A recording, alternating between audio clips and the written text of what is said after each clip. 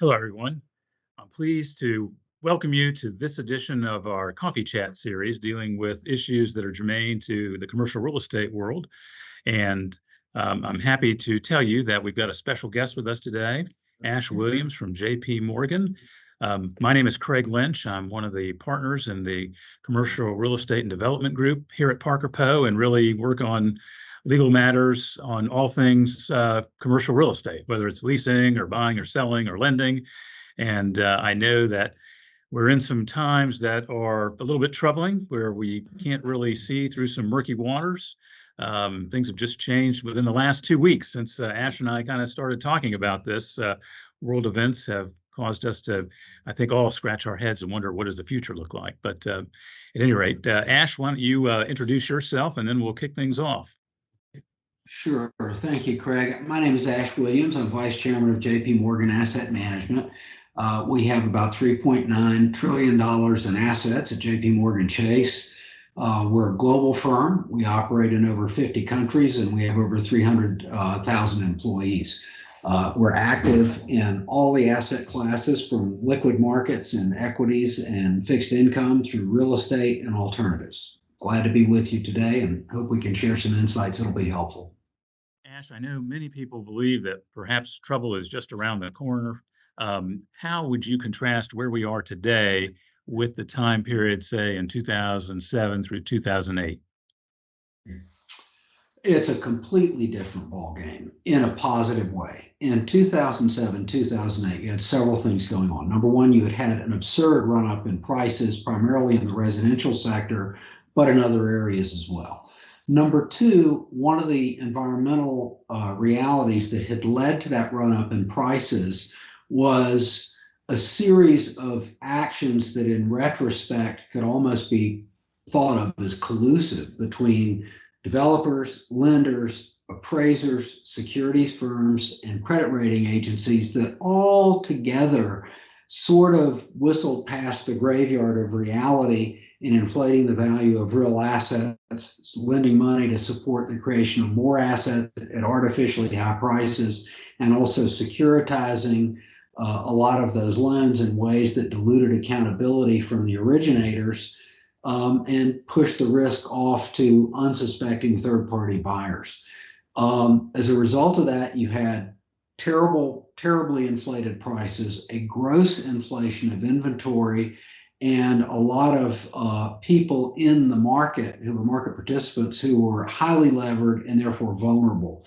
And when all that came crashing down over the course of 2007 and 2008, 2009, we had the Great Financial Crisis. Today, we have the benefit of statutory and regulatory reforms that were adopted in the wake of the financial crisis that rationalized lending practices, barred a number of the deficiencies of the rating agencies and the securities industry that shifted accountability. And as a result, you don't have the overwhelming overhang of inventory. And of equal importance, you don't have market participants who are in perilous shape financially. So I think we're really on pretty good footing here. Corporate balance sheets are in pretty good shape. Consumer balance sheets are in pretty good shape. And prices, while they're higher than they were pre-COVID, they've come down a little bit from where they were at peak a few months ago. They're still not crazy, and demand is strong. So I think the market is in much better shape overall than it would have been post-GFC. What are you seeing in terms of office space, either in terms of availability, new construction, and trends in the area of working from home, so to speak? Well, office space broadly today is the subclass people love to hate, much like real estate was, or much like retail was a couple of years ago.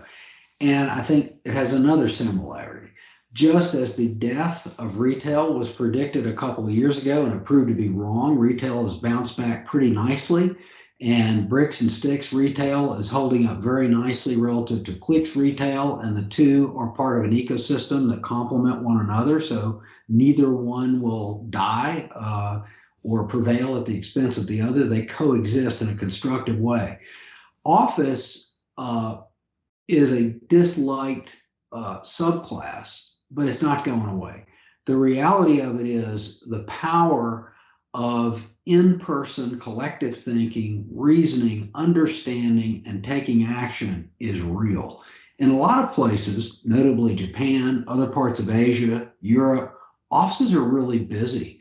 In the southeastern US and in parts of the Northeast, particularly New York, Boston, Philadelphia, there's a strong press from employers to get people back into the office. We may not have reached equilibrium yet, but it's underway. Other parts of the US, at the greatest extreme, San Francisco, Seattle, and Portland, are lagging materially what's going on. And we're seeing this, we track this by looking at mass transit activities in city centers. And if you look at subway ingress and egress, for example, in San Francisco compared to New York, Philly, or Boston, it's dramatically lower. The central business districts just have not come back in the West in some cities. But in the East, that is very much in effect. And if you've seen, like JP Morgan, our leader, Jamie Dimon, has been very forceful in advocating for people to come to work. If you hold the rank of managing director at JP Morgan, you're required to be in the office 5 days a week. And if you want to work somewhere else, that's fine. But if you want to be a managing director at JP, you will be in the office. And other people will be in at least 3, and they're encouraged to be in 5. I know when I'm in New York, our floors are full. And these are huge floors. We have 3 large buildings in Midtown, and every one of them is packed. And I think office is going to come back. Now, that said, all office is not the same. Buildings that were constructed 2015 or later today have occupancy rates north of 96%. They have very strong rents. If you look within Class A alone in New York City, buildings that were constructed post 2015 have a $40+ per square foot advantage over Class A that's older. Still within Class A, that's how powerful the difference is. So well-located, highly amenitized, well-maintained properties that are new are doing great. And one of the other things you're seeing is there will be changes in what the characteristics of new office are relative to old office as time goes forward. There's been a lot of talk about using office to meet the shortfall in residential space. That's just unrealistic. In most places, the building codes require bedrooms to have windows, as they do in New York City, and conversion of office to residential is very difficult, very capital intensive, and therefore will work occasionally, but don't look for that as a dominant trend. Well, Ash, any concluding remarks that you want to share? Any insights that we haven't touched on that might be helpful for our folks at either their offices or their homes today? Well, I think the broad comment I would leave everyone with is that real estate is a very attractive investment class for the long term, for the simple reason that it will continue to be a diversifier to global equity and credit risk. It will be a source of alpha in portfolios, and it will be a source of cash yield. And we've only talked about a couple of the food groups in real estate, but there are a lot of specialty areas, whether they're in industrial or biosciences or content preparation for the media industry, that are very attractive today and will continue to be. And for long-term institutional investors, they're not turning their back on real estate.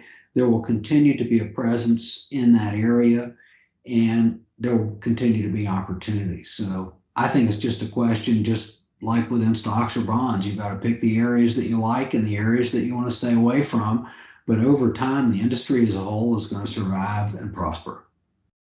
That's music to our ears, Ash. Thank you so much. We're delighted that you could take some time out of your schedule to share your insights with us today. I think it gives us a glimpse into some things that I think people have been concerned about. So we're grateful that you could be part of this.